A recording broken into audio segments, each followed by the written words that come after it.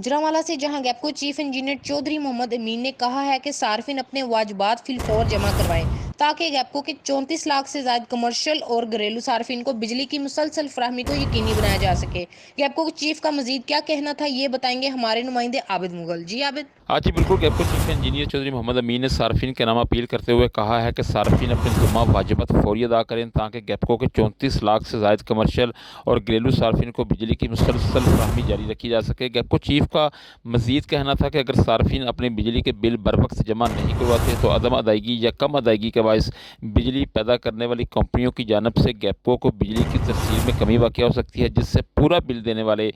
دیگر گھریلو، کمرشل اور صنعتی صارفین بھی متاثر ہو سکتے ہیں۔ گیپکو چیف کا کہنا تھا کہ